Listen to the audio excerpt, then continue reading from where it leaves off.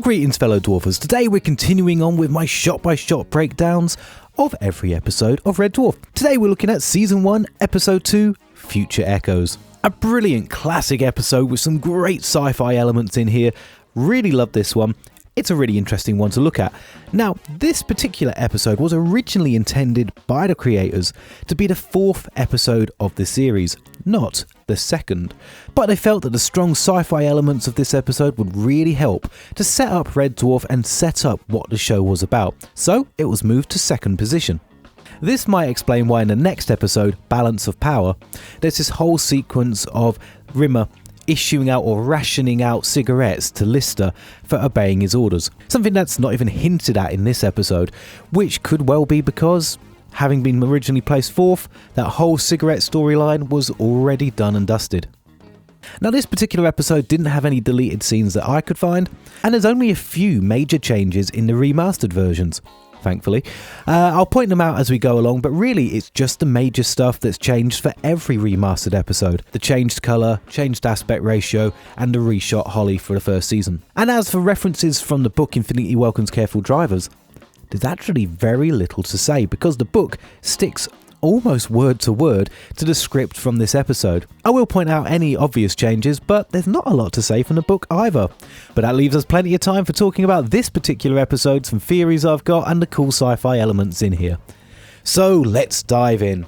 We get the usual typical Season 1 moody opening, which then goes into our first Holly SOS Distress Call recap, which is great to see. It's our very first one, we didn't get one in the first episode, and our gag for this one is about the 6,000 PE teacher's IQ. We then get Lister on his space bike zooming around Red Dwarf, which the production team made by adding some big handlebars and stripping the bodywork off a Sinclair C5, which are now super collectible and super expensive. Go check online for how much you'd have to pay today for one of these legendarily rubbish little electric cars. You want one today? It's going to cost you a heck of a lot of dollar pounds. We then get Lister trying to get himself a snack from a malfunctioning vending machine, which has developed a lisp and can't really understand what he's saying, so keeps dispensing the wrong product. It's cool to hear Lister's crew number, which is RD52169, and it's funny to think that this is the vending machine that Lister and Rimmer were trying to fix in the previous episode, so perhaps they didn't do a very good job. Rimmer comes along jogging, takes the mick out of Dave for a moment, and then heads off to the teaching room. It's interesting that in the Red Dwarf universe, holograms mimic humans so closely that he actually has to bother working out. Something that will become very relevant in the Season 2 episode Queeg, when working out becomes a real part of Rimmer's daily routine. In the teaching room, Holly explains that he's too busy to be doing things for Rimmer as the ship's about to hit light speed and he's pretty busy. It's fun to consider that this episode was made in the late 80s when computers were fairly rubbish, and the idea of a computer running out of runtime or running out of ability or memory was something everyone was pretty familiar with, whereas nowadays even a mobile phone is pretty darn powerful. Keeping up with the idea that Rimmer needs to exercise to keep his hologrammatic self in shape, he also needs to get haircuts as it appears his hair continues to grow, something he demands from Holly before being rude to Holly, for which Holly exacts his revenge with an absolutely ridiculous beehive haircut on Arnold.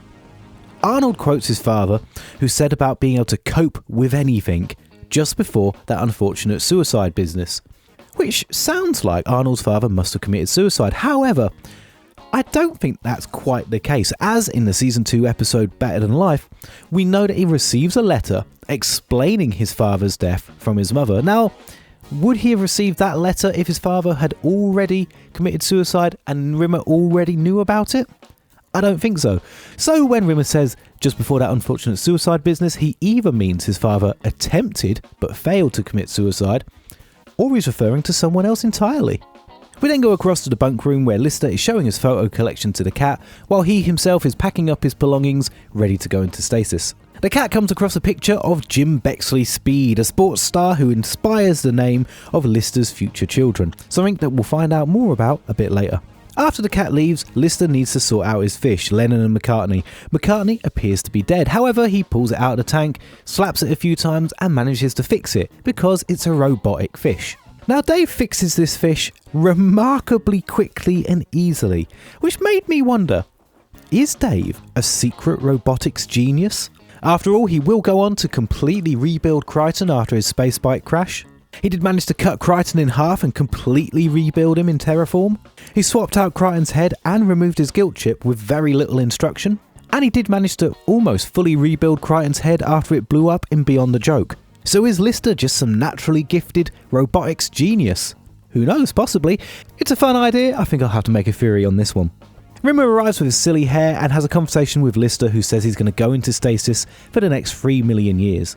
During this conversation, they're interrupted by the Talkie Toaster, the first appearance of the Talkie Toaster, in the silver style, quite different to the later red one we see from Series 4. Lister and Rimmer go into the drive room and Rimmer mentions that he's going to have to spend the next 300,000 millennia alone.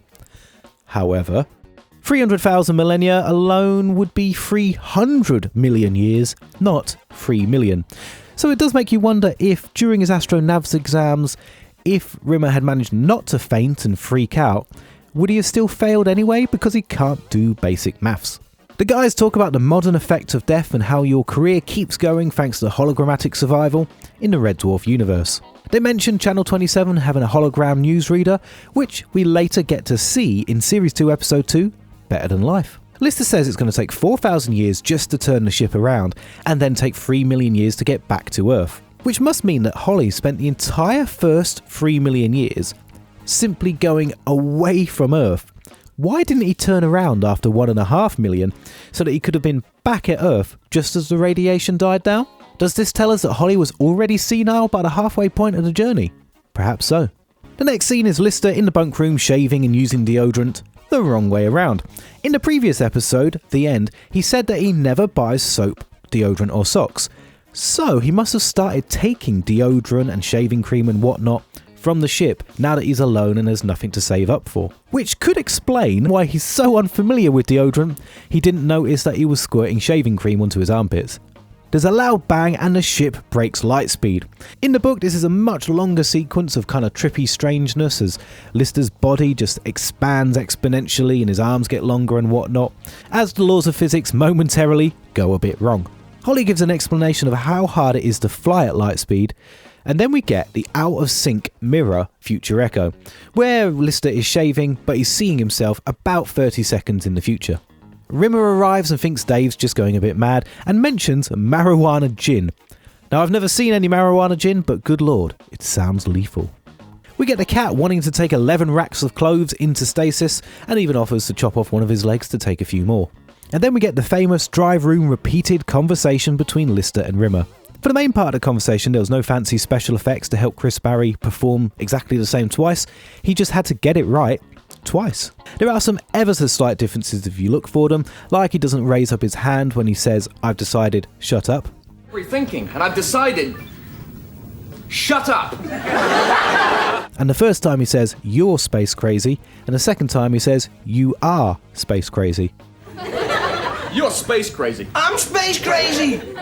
You are space crazy. And then you said, well, it probably is. But given that they're the only two major differences, I think we can say it was a darn good performance from Chris Barry. On a technical point of view, on the bit where Rimmer walks out the room then walks back in from the other side, there is a slight join mark between the two video feeds used, which is something that you can see was removed in the remastered version. The guys head to the bunk room and the cat runs past screaming that he's lost his tooth. They then arrive in the bunk room where Cat is already waiting for them, trying to catch Lister's fish. They ask Holly what's going on, who explains Future Echoes. Now throughout all this and the previous breakdown, I haven't talked much about Holly, who, for those who don't know, was never actually originally intended to be seen on screen. Instead, he was just going to be a disembodied computer voice who the crew speak to. It was later realised that this was kind of wasting 50% of Norman Lovett's performance. So, the decision was made to reshoot a few scenes with him and, in others, to edit his face back in later. This particular scene where Holly's explaining the Future Echoes is a good example of a scene where Holly did not originally appear. You can tell from the way he's not displayed on the bunk room mirror, plus the guys aren't speaking towards the mirror, they're just speaking outwards towards the audience. Compare that to the earlier haircut scene in the teaching room, where Rimmer spoke directly to Holly on a screen. This kind of sometimes speaking to Holly, sometimes not, happens a lot in this episode. Look out for it. And for the first season, Holly was intentionally made to look kind of digitised and really computery, if you like. From Season 2, he was simply displayed normally instead. And for the remastered versions of Season 1, they actually refilmed all of Holly's parts, sometimes with altered dialogue, so that he was high res like Season 2. Anyhow, back to the bunk room, a photo of Lister with 2 babies appears. We'll see this picture again over the closing credits where it develops for real. It's also mentioned in the Season 2 episode Parallel Universe. We see the Scutters banging their heads against the wall, not wanting to be left alone with Rimmer. It's well known that the Scutters were really hard to control on set and kept malfunctioning and were really hard to work with. And during their time, the crew had named the 2 Scutters Mercedes and Benz. A loud explosion knocks Lister off his feet and he rushes to the drive room. Like in the previous episode, we get a cool shot of Craig Charles running over what is actually the lighting gantry. You can always tell because it's filmed handheld. In the remastered version, you get some completely different music, but apart from that, it's about the same. Lister and Rimmer discuss Rimmer having just seen a future echo of Lister being blown up. During the discussion, Lister mentions that he's 25, which gives us a nice definitive age for Lister at this point of the show, from which we can work out his age through the rest of the series. We get a funny, nonsensical discussion with the will be, going to be, has actually been happened. And Rimmer discusses how a future echo must come true. Something which in Season 8, Episode 4's Cassandra, the guys discuss as well, reminiscing about this episode, Future Echoes, and how it taught them that the future is set and can't be changed. Lister decides he wants to stop the cat from breaking his tooth as proof that the future can be changed. We then see the cat in the bunk room trying to catch one of the fish to eat it. During this he sings "I'm gonna eat you little fishy," which he'll sing again in the restaurant scene in Season 2's Better Than Life. Lister struggles with the cat to stop him eating the fish but ends up knocking out the cat's tooth. And here we run into a great example of a future knowledge paradox, as Lister, seeing a vision of the cat with a busted tooth, causes Lister to rush in and break the cat's tooth. But if the future echo had never appeared, then he wouldn't have bothered to try and stop the future echo happening and the cat's tooth would have been fine. However, then he wouldn't have seen the future echo breaking the tooth, so the future echo could never exist, which means it never happened in the first place. Round and round we go. This is called the grandfather paradox, and it absolutely haunts all of science fiction time manipulation storylines. Go Google it if you want to find out more. Now, we're never actually 100% sure if the cat broke his tooth or not. He just says, "I think I broke my tooth." And given that it's never mentioned again, we never see him with a broken tooth, it might be that perhaps he just hurt it. Rimmer talks about Lister's impending death, and Lister says that he's never read a book, which kind of seems unlikely given how bright Lister is. Holly pipes up and says he needs help with an overheating navicomp, and accepting his fate, Lister heads to the drive room, but takes an iron pipe with him so he can go out the way he came in, kicking and screaming. Rimmer says that you can't whack Death on the head, which I guess he proved in Season 8, Episode 8, Only the Good, as he didn't whack him on the head. He gave Death one swift knee in the happy sack to make him drop like anyone else. Lister goes to fix the navicomp, manages to fix it, and is really relieved not to be blown up. But then the cat attacks him, presumably as retaliation for breaking his tooth. Lister and Rimmer arrive at the bunk room where Lister is excited that he didn't die, but waiting for Lister on his bunk is a 171-year-old version of himself, a future echo of course. This version has a robotic right arm, something which we temporarily see in Season 6's two-parter, Epideme and Nanarchy. Thanks to the guys over at Everybody's Dead Dave podcast for pointing this one out.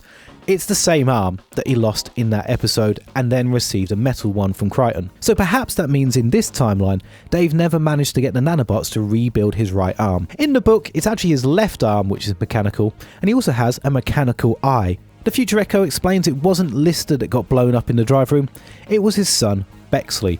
Which, and I've heard many people mention this before, it seems Lister shows absolutely no sadness about. He just is really happy it's not him that dies. Now, in fairness, he's on an emotional roller coaster at this point.